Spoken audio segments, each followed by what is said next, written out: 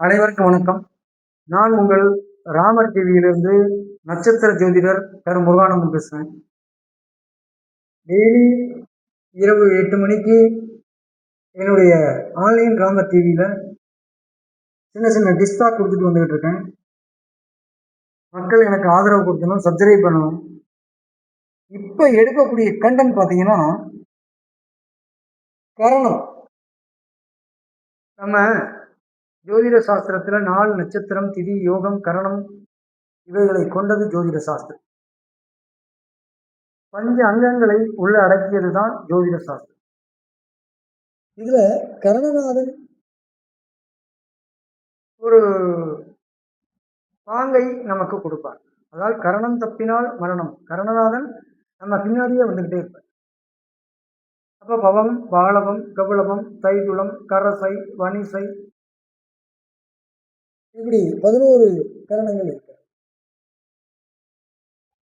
சகுனி, சதுர்பாதம், நாகவம், கிம்ஸ்துக்கணம், இப்படி சர கரணங்கள், ஸ்திர கரணங்கள் என்று 11 கரணங்கள் நமக்கு இருக்கு. அவைகளில் கரணங்களை நாம் எப்படி வலுப்படுத்துவது, கரணங்களை எப்படி நாம் செயல்படுத்துவது என்று எல்லா வீடியோலையும் சில பேர் போட்டுட்டு இருக்காங்க. நம்ம ஒரு வித்தியாசமா எப்போதுமே நான் நட்சத்திரத்தை வச்சுதான் எல்லா இதையும் சொல்லிட்டு வர்றேன். திதி, யோகம், கரணம் இவைகள்லாம் நமக்கு பஞ்ச அங்கங்களில் உள்ளதுதான்.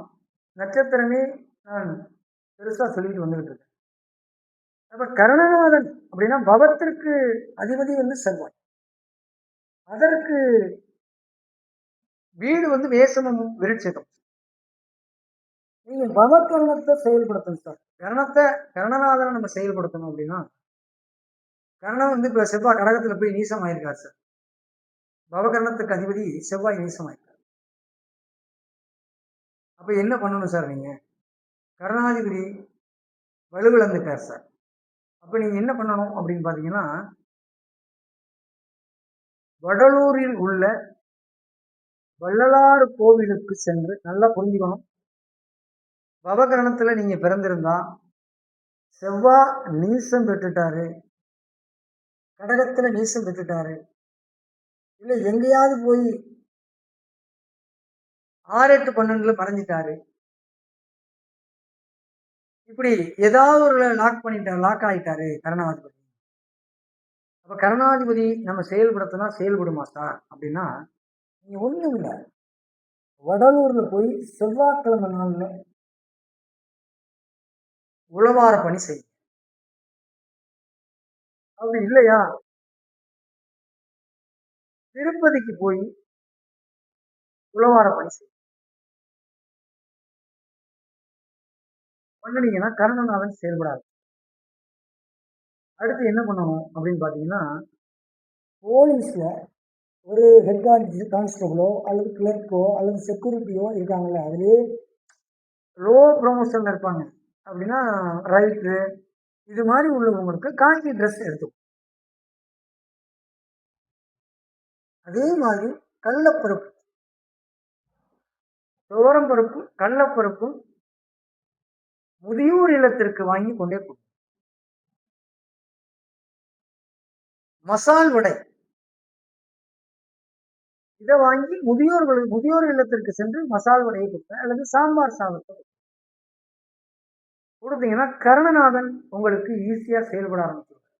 அவர் வலுவிழந்துட்டாரு, 6, 8, 12 இருக்காரு, கடகத்துல போய் நீசமாயிருக்காரு அப்படிங்கிறவங்களுக்கு இந்த மாதிரி ஒரு பணிவிடையை நீங்க செய்யும் பொழுது கண்டிப்பா உங்களுக்கு கரணநாதன் செயல்பட ஆரம்பிச்சிருவார். அடுத்து என்ன பண்ணணும் அப்படின்னா, உளுந்த வடை, மசால் வடை கரணநாதன், உளுந்த வடையை நீங்க தானம் பண்ணணும். ராகு கால நேரத்துல, ஞாயிற்றுக்கிழமை ராகு கால நேரத்துல உளுந்த வடையை தானம் பண்ணிட்டு நீங்க சாப்பிடணும்.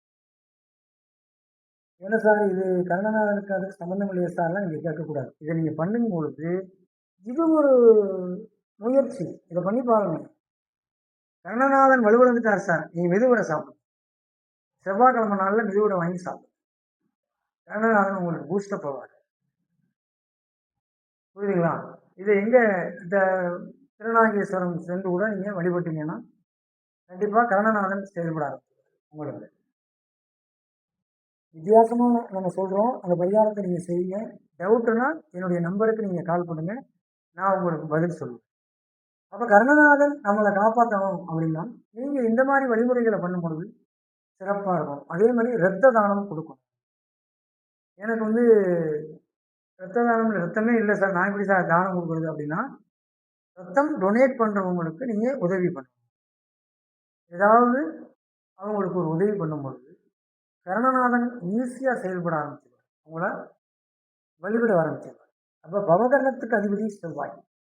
அடுத்து என்ன பண்ணணும்? மிருகசிங்கம் சித்திரை அவிட்டத்தினுடைய கோவிலுக்கு போகணும். செங்கலூர் சந்திரன் கோவிலுக்கு போயிட்டு அங்கே தேங்காய் சாதம் தானம் கொடுக்கணும். கருணநாதன் இயங்குவார். காஞ்சிபுரம் சித்திரகுப்தர் ஆலயம் சென்று சர்க்கரை பொங்கல் தானம், செவ்வாய்க்கிழமை நாளில் சென்று சர்க்கரை பொங்கல் தானம் அப்படி தானம் பண்ணும் பொழுது கருணநாதன் ஈஸியாக செயல்படுவார். கருணநாதன் உங்களை காப்பாற்று. அடுத்து திருவெண்காடு அகோரமூர்த்தி ஸ்தலம், செவ்வாய்க்கிழமை நாளில் தான் இந்த கோயிலுக்குலாம் நீங்கள் செல்லலாம். அங்கே போயிட்டு தக்காளி சாதம் அல்லது ஆப்பிள் அல்லது விளாம்பழம் இவைகளை தானம் பண்ணிட்டு அந்த கோயிலில் நீங்கள் வழிபட்டுட்டு வந்தீங்கன்னா கருணநாதன் ஈஸியாக செயல்படும்.